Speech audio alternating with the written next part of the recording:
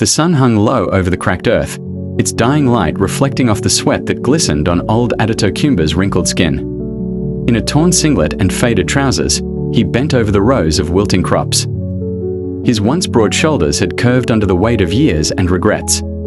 Every pull of the hoe was a whisper of pain, an echo of choices that could not be undone.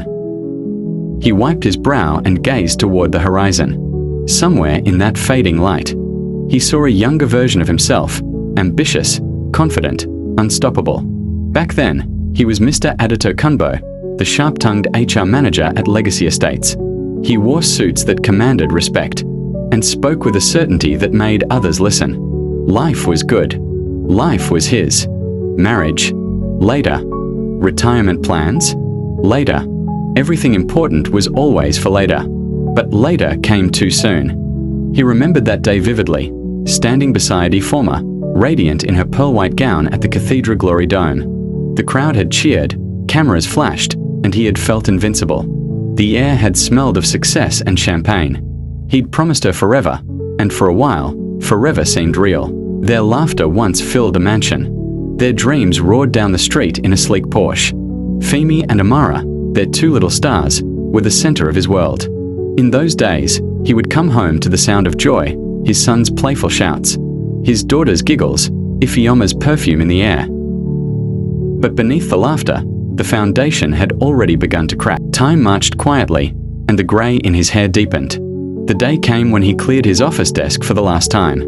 Mr. Emeka, young, eager, and half his age, shook his hand and handed him his final paycheck. That moment, once unimaginable, felt like a slow funeral. He drove home that evening to a silent house. Retirement was supposed to be peaceful, but peace was expensive, and Adetokumba had spent too much chasing comfort. The savings were thin, the debts thick. Soon, the arguments began. Ifeoma's vibrant Ankara dresses couldn't hide the fire in her eyes. "We should have planned," she shouted. "You thought money would never stop coming." Their children, no longer children, watched from the hallway. Femi clenched his fists. Amara wept quietly. Love had turned into accusation. The laughter that once filled the air had been replaced by heavy silence. Then came the day the silence broke completely. Femi and Amara following hesitantly behind her.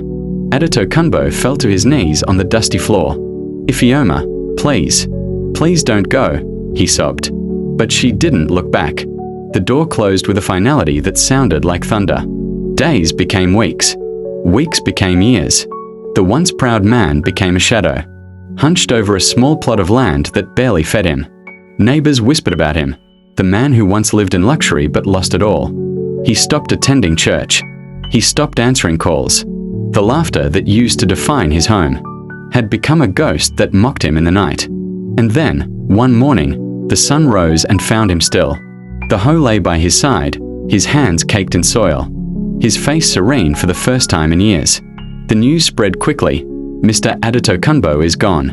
At the funeral, the pews were filled with old faces from a forgotten chapter, former colleagues, church members, neighbors.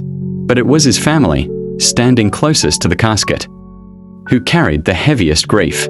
Ifeoma's eyes were red but dry, her lips trembling.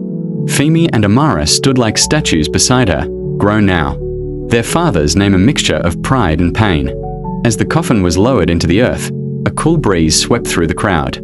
Somewhere, in that fleeting wind, it was as if the old man's voice whispered, "Don't chase tomorrow so hard that you forget to prepare for it."